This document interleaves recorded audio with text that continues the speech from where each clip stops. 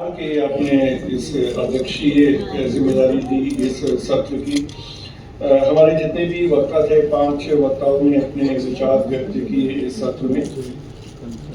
सबसे पहले प्रमोद कुमार जी, जो प्रोफेशनली पत्रकार नहीं है लेकिन पत्रकारों के परिवार से आते हैं, उन्होंने छोटे समस्याओं की बात की।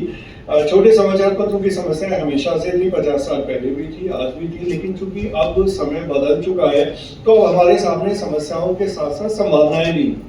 और खासतौर से जो कल भी मैंने जिस बात को कहने की कोशिश की थी कि आज जो टेक्नोलॉजी जिस तरह से आई है उसने सभी कुछ बदल दिया है, कंटेंट से लेके और जो मुख्य हमारे जो एलिमेंट्स है, मुख्य जो अवयव है पत्रकारिता में, जहाँ पर हम कंटेंट क्रिएट करते हैं फिर देन हम उसको लोगों तक पहुँचाने की कोशिश करते हैं। तो जो ट्रांसमिशन वाला पक्ष है, जो पहले शायद रेडियो और टेलीविजन तक सीमित था, इंटरनेट के आने के बाद से और अब एआई का दौर है इसके आने के बाद से, वो और जो सोशल मीडिया की भी जैसे बात उन्होंने की, तो इस सब से हमें लोगों तक पहुँचना संभव हो गया है। और हम देखते भी हैं कि ज्यादातर क्या सभी समाचार पत्र, सभी टेलीविजन चैनल, सभी रेडियो चैनल वो डिजिटल मीडिया का पूरे पैमाने पे उपयोग करते हैं। यहाँ तक कि क्योंकि मेरा रेडियो से भी बहुत लंबा और गहरा जुड़ाव है, मैं एक एग्जाम्पल दूं कि जो ऑल इंडिया रेडियो की जितनी न्यूज़ है उनको अपना यूट्यूब चैनल भी है उनका, और जितने भी प्रोग्राम्स होते हैं, चाहे बुलेटिन हो, चाहे न्यूज़ बेस्ड प्रोग्राम्स हो,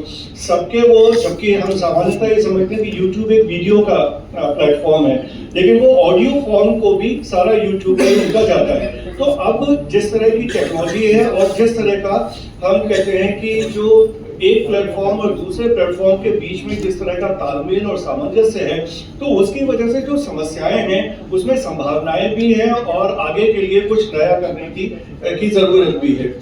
और जहाँ तक सोशल मीडिया की बात है, सोशल मीडिया तो मैं ये मानता हूँ कि बावजूद तमाम उसके साथ जो जुड़ी हुई समस्याएं हैं, उसके बावजूद उसमें बहुत ज़्यादा संभावनाएं हैं। उसको अगर हम सोशल मीडिया और डिजिटल मीडिया का पूरी संभावनाओं के साथ उपयोग करें तो हम कुछ भी कर सकते हैं मीडिया के क्षेत्र में।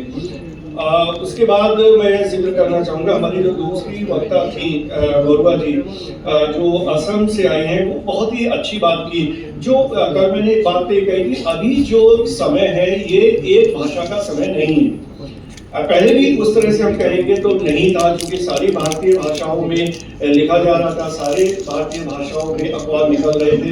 यहाँ तक कि अगर हम 100 साल पहले का भी उदाहरण लें तो महात्मा गांधी ने भी इतना बड़ा प्रयोग किया था, 100 वर्षों से अधिक हो गया, जब उन्होंने अलग अलग भारतीय भाषाओं में समाचार पत्र निकाले। क्योंकि अंततः जो दो बातें हैं जो मैंने कल कही थी, एक तो हमें समझना पड़ेगा पत्रकारिता का समाज के साथ क्या संबंध है और पत्रकारिता का सत्ता के साथ क्या संबंध है। तो अगर लोगों में जागरूकता फैलानी है, जो गांधी जी ने किया, और लोगों तक अपनी बात पहुंचानी है, तो हम उनकी भाषा में करना पड़ेगा।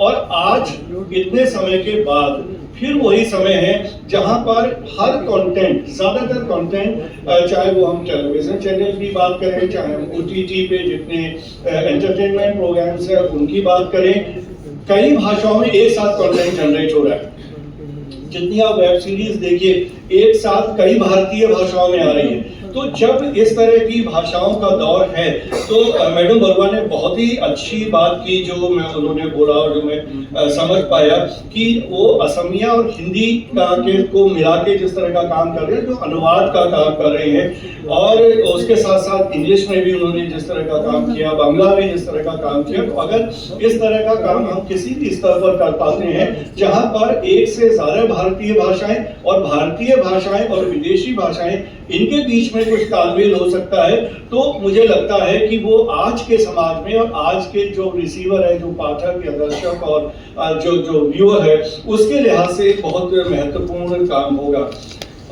इसके बाद जो अनुराग मिश्र ने पत्रकारिता से जुड़ी हुई कुछ बातों की चर्चा की, और नूतन अग्रवाल जी ने महिला सशक्तिकरण की बहुत पावरफुल कविता सुनाई। हालांकि जो उनका विचार था उससे मेरी कुछ हद तक असहमति है।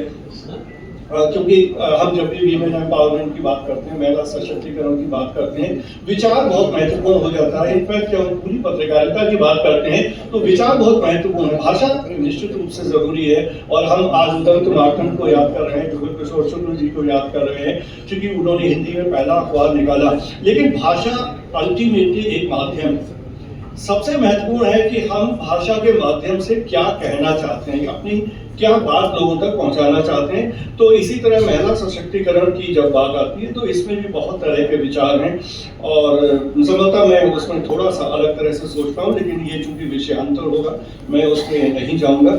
और हमारे जो अंतिम वक्ता थे इस सत्र के, जयप्रकाश मिश्र जी, उन्होंने बहुत ही अच्छी बातें की, बहुत सामयिक बातें की, बहुत ही प्रासंगिक चीजें की, और उन पहलुओं की ओर उन्होंने ध्यान आकर्षित किया जिनकी तरफ हमारा ध्यान नहीं जाता। क्योंकि जब हम आज के मीडिया की और आज की पत्रकारिता की बात करते हैं तो हम कितने भी बड़े विचार की बात करें, कितने भी बड़े आदर्शों की बात करें, लेकिन अंततः सबको रोजी रोटी का तो हमारा पहला हक है। जिस भी प्रोफेशन में हम हैं, तो अगर पत्रकारिता में हैं तो हमें उसका हक है सारे पत्रकारों को कि उनको जब घर की रोटी चलेगी तभी वो काम करेंगे।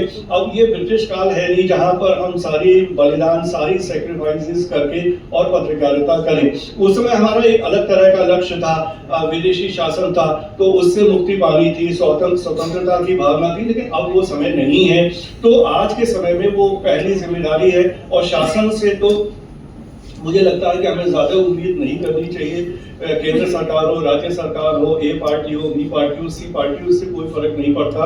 क्योंकि जो ये संबंध है पत्रकारिता का और सत्ता का, ये हमेशा से एक ही तरह का रहा है, जहां पर सत्ता में बैठे हुए लोगों को पत्रकार ज्यादा पसंद नहीं आते।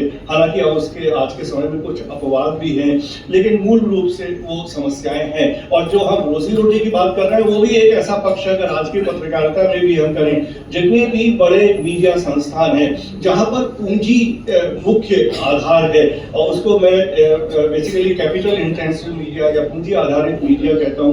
तो जब पूंजी आधारित मीडिया होगा तो समस्याएं उसके साथ आएंगी ही। तो लेकिन अब हमारे लिए डिजिटल मीडिया ने एक संभावना यहाँ भी पैदा की है कि हम उस पूंजी के अभाव में होते हुए भी अपनी बात कह सकते हैं। जैसे कि हम सभी जानते हैं कि इतने सारे यूट्यूब बेस्ड चैनल्स, सब तरह के चैनल्स हैं, उसमें वैचारिक सहमति हो सकती है, लेकिन वो एक दरवाजा है, एक संभावना है, जहां पर अगर हमें अपनी बात कहनी है। और हम देखते हैं कि बहुत सारे जो मेन स्ट्रीम के जो पत्रकार थे, जो व्यवस्था के अंदर फिट नहीं हो पाए, सबने अपने यूट्यूब चैनल खोल लिए। तो अब ये संभावना है कि हम पूंजी पर पूरी तरह आश्रित न होकर, हालांकि उसमें भी अगर हम डिजिटल पोर्टल्स की बात करें तो वायर या न्यूज लॉन्ड्री की अगर हम बात करें, वहां भी इस तरह की समस्या, वहां भी पूंजी चाहिए। ठीक है, जिस तरह मेन स्ट्रीम मीडिया में, बड़े अखबारों में, बड़े चैनल जैसे पूंजी नहीं चाहिए, और वो सब डोनेशन के आधार पर, दान के आधार पर चलते हैं, लेकिन फिर भी पैसा तो चाहिए ही। लेकिन डिजिटल मीडिया का अगर हम ठीक ढंग से इस्तेमाल कर पाए तो हम ज्यादा से ज्यादा पाठकों तक पहुंच सकते हैं और अपनी बात आसानी से कह सकते हैं। और अंतिम बात जो जयप्रकाश जी ने ही कही, जो जुगल किशोर शुक्ल के संदर्भ में, कि हम जो भी हमारे ऐसे लोग हैं जिन्होंने आधारशिला रखी इस देश में पत्रकारिता की, उनके लिए विरासत के संरक्षण के लिए कुछ होना चाहिए। हालांकि ये पूरा काम ही आज का ये कार्यक्रम, ये 2 दिन का कार्यक्रम प्रोफेसर राममोहन पाठक ने जिस तरह से कंसीव किया, जिस तरह से एग्जीक्यूट किया, और चूंकि काशी विरासत फाउंडेशन मुख्य संगठन है जिसकी तरफ से ये हो रहा है पूरा कार्यक्रम, उन्होंने इनिशिएट किया, तो विरासत के स्तर पर भी कुछ हमें ध्यान देने की जरूरत है, कुछ महत्वपूर्ण काम करने की जरूरत है। कैसे हो सकता है, ये सोचने की बात है। उस विचार को कैसे एग्जीक्यूट किया जाए, तो सारे लोग सामूहिक रूप से मिलकर कर सकते हैं। और मेरे लिए बहुत ही ये सुखद अनुभव था कि 2 दिन में मैंने देखा कि देश के हर कोने के लोग, हर तरह के लोग, पत्रकारिता से सीधे जुड़े हुए लोग, अप्रत्यक्ष रूप से जुड़े हुए लोग, साहित्यकार, सब लोग एक जगह आए, एक मंच पे आए और इतनी सार्थक चर्चा की। उसके लिए मैं निश्चित रूप से पाठक जी का बहुत ही आभारी हूँ कि उन्होंने ये अवसर दिया और इस कार्यक्रम का भाग बनने का मुझे मौका दिया। और मुझे लगता है कि अगर इसको कोई वर्ष पर्यंत चलने वाला कार्यक्रम है, और मैंने उनसे कहा भी है कि उसमें मेरी जो भूमिका होगी, मैं साउथ एशियन यूनिवर्सिटी में काम करता हूँ, जो कि सार्क की बनी हुई यूनिवर्सिटी है। 8 देशों का इंटर गवर्नमेंटल एग्रीमेंट है और ये अपने तरह का अकेला संस्थान है पूरे देश में। तो हम सिर्फ भारत के अंदर ही नहीं बल्कि हम जितने भी हमारे साउथ एशिया के देश हैं, 8 देश हैं, उनको साथ लेके भी कोई बड़ा कार्य हम कर सकते हैं और उसके लिए जो भी संभव होगा मैं करने की कोशिश करूंगा। तो अंत में इस कार्यक्रम की समाप्ति को करते हैं और मैं इसी के साथ अपना अध्यक्षीय उद्बोधन समाप्त करता हूँ।